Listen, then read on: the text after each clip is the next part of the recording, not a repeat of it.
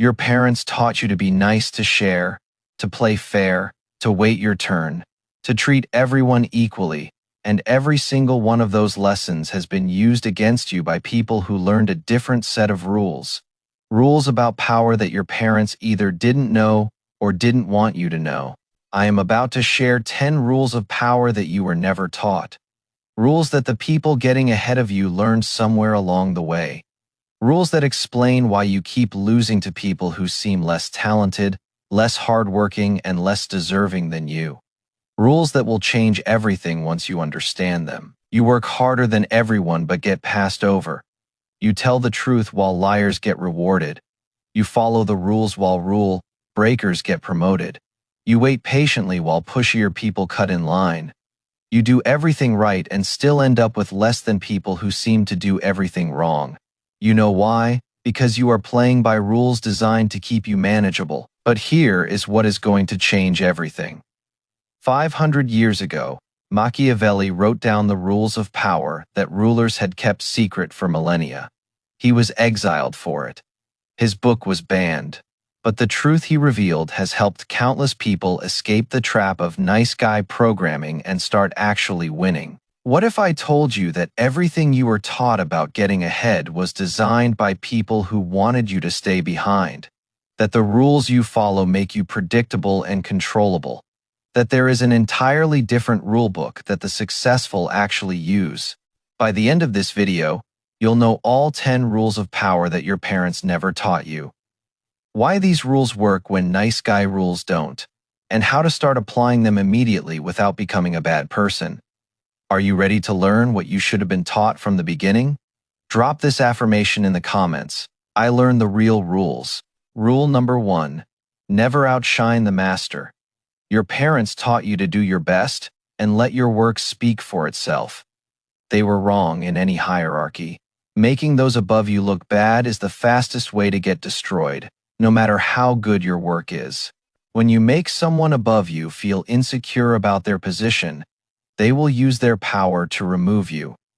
Not because they're evil, but because self-preservation is the deepest human instinct. Your excellence becomes their threat. Your success highlights their inadequacy. They have to eliminate you. Machiavelli understood this dynamic perfectly. The successful make those above them look good. They credit their superiors for their ideas. They let their bosses take visible wins. They make their excellence serve their master's reputation rather than threaten it. This isn't weakness. It is survival strategy. Here is how to apply this. When you have a win, find a way to share credit upward. When you have an idea, let your superior present it. When you receive praise, redirect some to those above you. Make your success their success, and they'll protect you rather than destroy you. This is hard because your ego wants recognition. You did the work, you had the idea, you deserve the credit. But ego and power often conflict. The ego-driven person insists on visible credit and gets destroyed. The power-aware person shares credit strategically and rises. There is an exception. When you've built enough independent power that your superior can't harm you, the rule relaxes.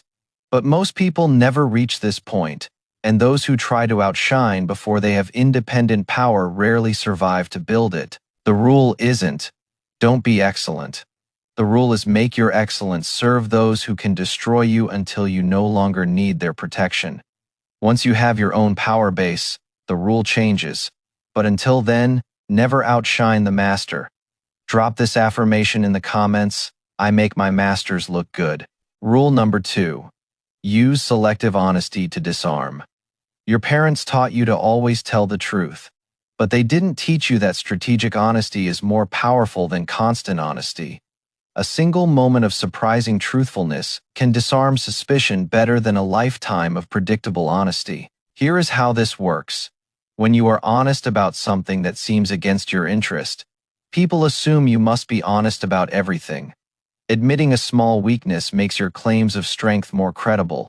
Acknowledging a limitation makes your capabilities seem more real. Machiavelli wrote, "Men are so simple and so ready to obey present necessities that he who will trick will always find another who will suffer to be tricked."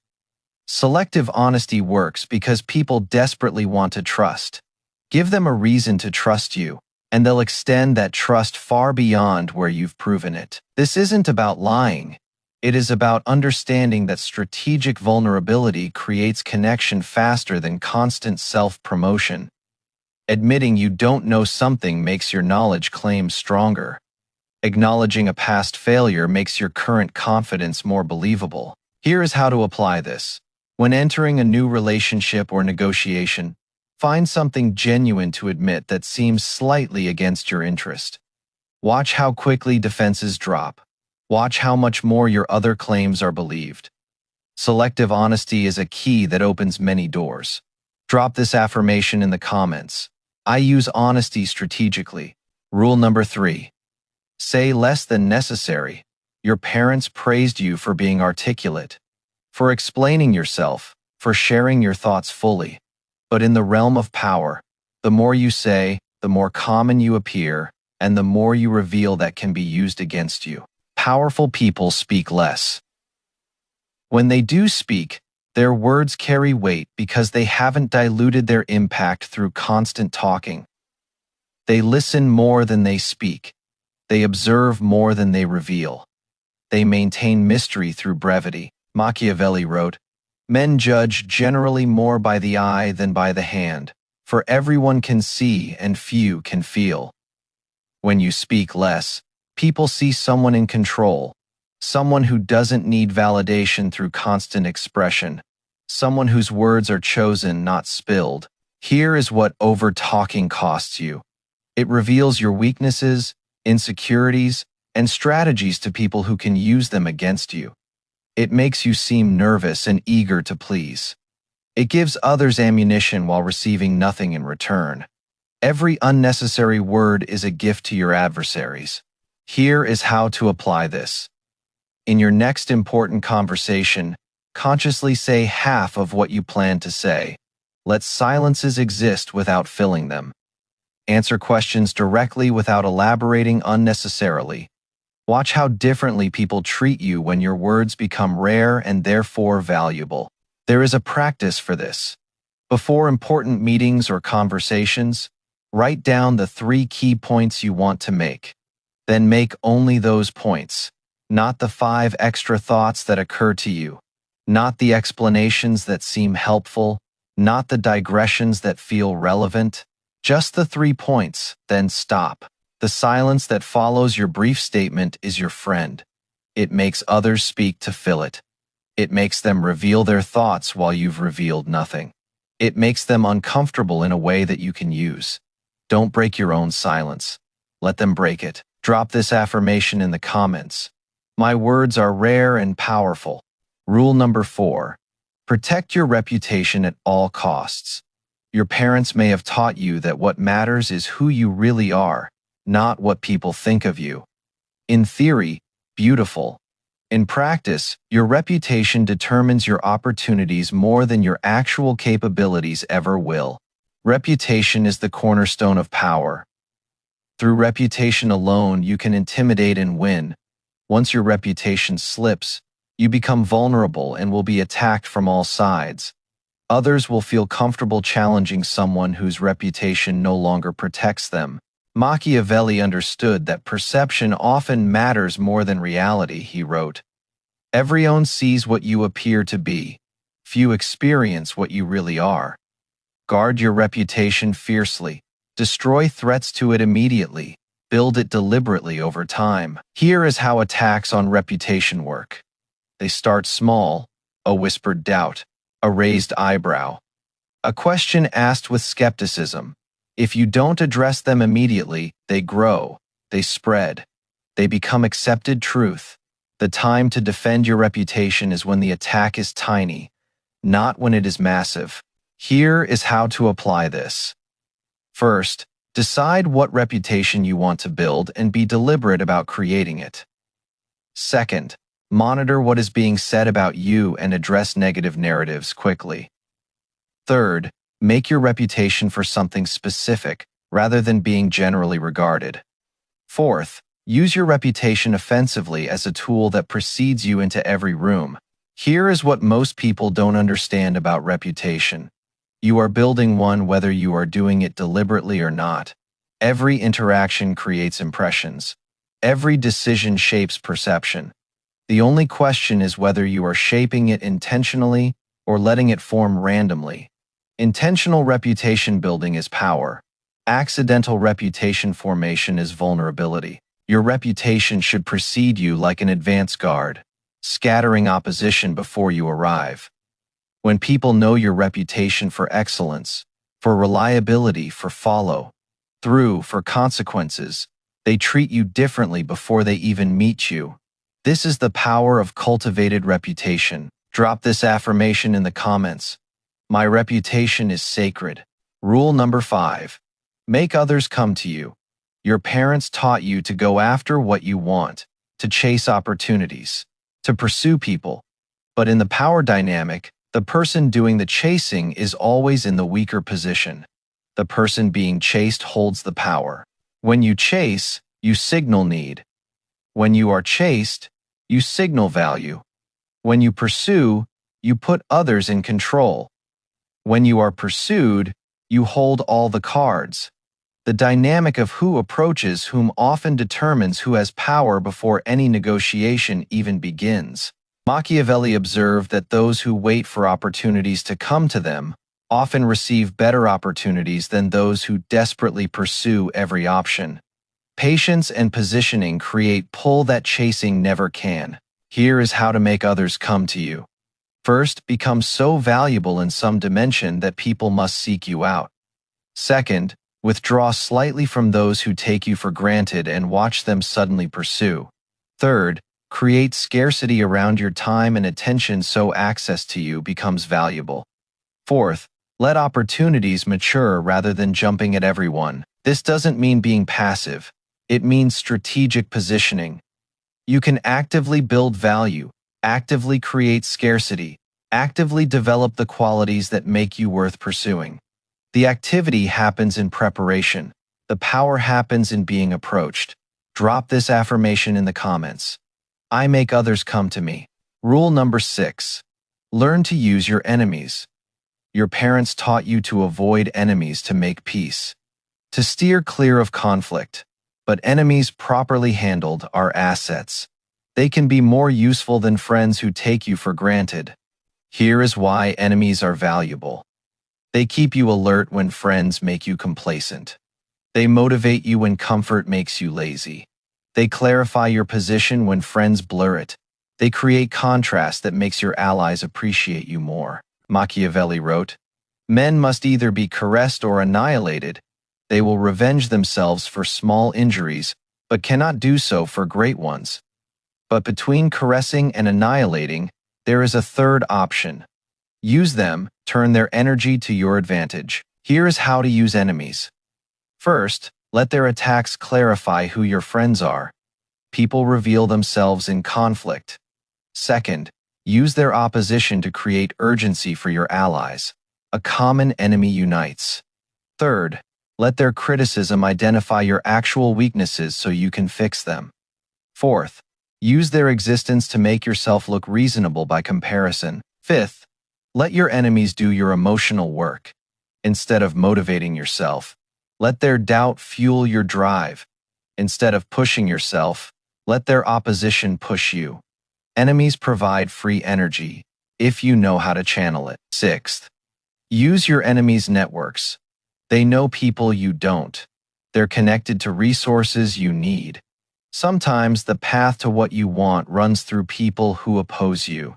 Strategic engagement with enemies can open doors friends can't. The worst thing isn't having enemies. It is having no one who cares enough to oppose you. Enemies mean you matter. Enemies mean you are doing something. Enemies properly used make you stronger. The person with no enemies has either done nothing or made themselves invisible. Drop this affirmation in the comments. I use my enemies strategically. Rule number 7. Get others to do the work while you take the credit. Your parents taught you that hard work alone leads to success. They didn't teach you that working hard on the wrong things keeps you stuck while others leverage your efforts for their advancement. The most successful people aren't the hardest workers. They're the best leveragers. They position themselves where others' work flows through them. They take credit for collective efforts. They delegate the grind while keeping the glory. Machiavelli observed that rulers maintain power not by doing everything themselves, but by getting others to do things for them, while maintaining the appearance of control. The skill isn't in doing. The skill is in positioning yourself to benefit from others' doing. This isn't about exploitation. It is about understanding that your time is finite. You can either spend it doing everything yourself, which limits your scale, or you can spend it positioning yourself where you benefit from many people's efforts. One keeps you small.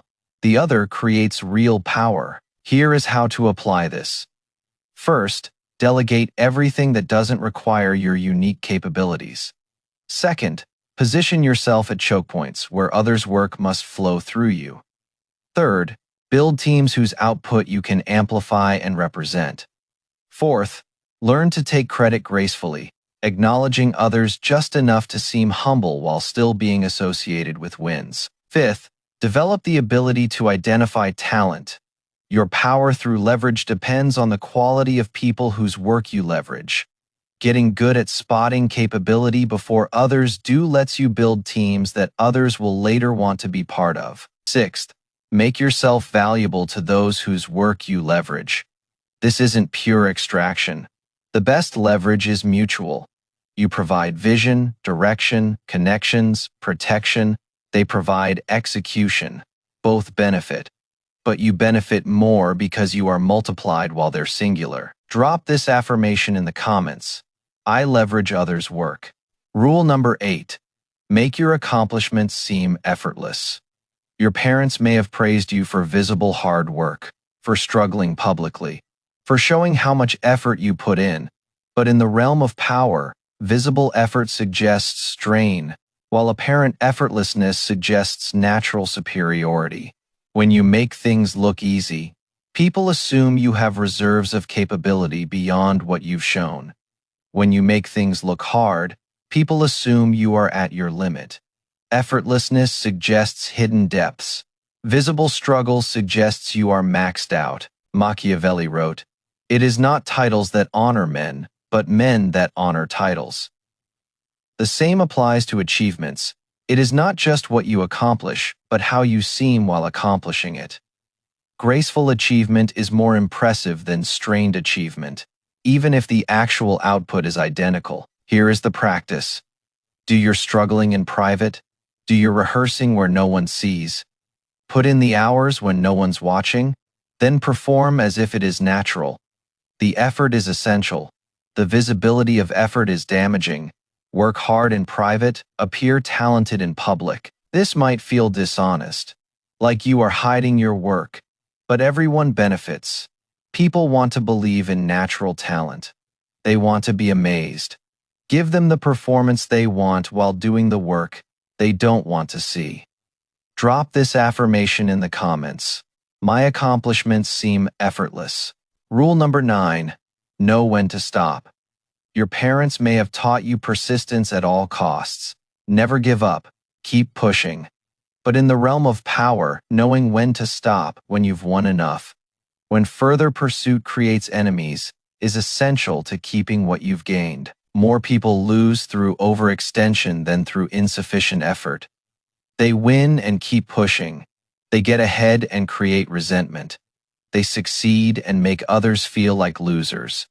Then the backlash comes and they lose everything they gained. Machiavelli warned about the dangers of going too far. Victory can create more enemies than defeat if handled badly. When you win, the graceful victor consolidates and stops. The greedy victor keeps taking and creates the coalition that eventually defeats them. Here is how to know when to stop. First, have clear goals before you start, so you know when you've achieved them. Second, read the room for signs that continued pushing is creating enemies. Third, leave something on the table so others don't feel completely defeated. Fourth, Consolidate gains before reaching for more. Fifth, watch for the coalition forming against you. When you win too much, people who would never normally ally start talking to each other. If you see former enemies becoming friendly because of their shared concern about you, you've gone too far. Sixth, let others save face. Even in victory, let the defeated have their dignity. A defeated enemy who can save face may accept the loss. A humiliated enemy will dedicate themselves to revenge. The small courtesy of allowing dignity costs nothing and prevents future problems. The most sustainable power isn't the most aggressive power. It is the power that knows when enough is enough, that leaves others with dignity, that wins without creating permanent enemies, that stops before triggering the backlash that undoes everything. Drop this affirmation in the comments. I know when to stop. Rule number 10. Think as you like, but behave like others. Your parents may have encouraged you to express yourself, to be different, to stand out. But in the realm of power, unconventional thoughts are best kept private while conventional behavior protects you from the hostility that difference attracts. People fear what they don't understand. They feel judged by those who live differently. They feel threatened by those who question shared assumptions. Expressing unconventional views, even privately held mainstream views sound radical, makes you a target for those threatened by difference. Machiavelli wrote, "He who neglects what is done for what ought to be done sooner affects his ruin than his preservation." You may think people ought to accept difference, but they often don't, operating based on how people ought to react, rather than how they do react destroys your power. This isn't about abandoning who you are. It is about being strategic with when and how you reveal it. You can hold any belief privately. You can associate with any people carefully. You can pursue any goal discreetly. Just don't broadcast what creates unnecessary enemies. Here is how to apply this. In professional settings, mirror the norms that exist. In social settings, don't volunteer opinions that alienate. Save your full self for those who've earned access to it. Let the masses see what makes them comfortable while your inner circle sees who you really are. There is a paradox here. The more power you accumulate, the more freedom you have to express difference. The successful eccentric is tolerated because success provides insulation. But you have to succeed first before you can safely be different. Use conformity to build power, then use power to enable authenticity. Until then, your unconventional thoughts are your private advantage. You see what others don't. You question what others accept. You imagine what others dismiss. This different thinking gives you an edge, but the edge is sharpest when others don't know you have it. Drop this affirmation in the comments. I blend in while thinking freely. If you've made it this far, you now know 10 rules of power that your parents never taught you. Never outshine the master. Use selective honesty to disarm. Say less than necessary. Protect your reputation at all costs. Make others come to you. Learn to use your enemies. Get others to do the work while you take the credit. Make your accomplishments seem effortless. Know when to stop. Think as you like, but behave like others. These rules aren't about becoming evil. They're about understanding how power actually works, rather than how you were told it works. They're about leveling the playing field with people who've been using these rules against you your entire life. Machiavelli wrote, "The wise man does at once what the fool does finally." The fool eventually learns these rules through decades of painful experience. The wise person learns them now and starts applying them today. If this video taught you the rules you should have learned years ago, smash that like button. If you know someone still playing by nice guy rules and losing, share this with them. And if you want more content on how power really works, subscribe and hit that notification bell. Your parents did their best. They taught you what they knew or what they thought would keep you safe. But the world runs on rules they didn't teach you. Now you know those rules. The only question is whether you'll use them. Now drop this final affirmation in the comments. I play by the real rules. Because in a world where most people follow rules designed to keep them manageable, the person who learns the real rules of power holds all the cards. Be that person, learn these rules, and watch how everything changes when you finally start playing the game that is actually being played.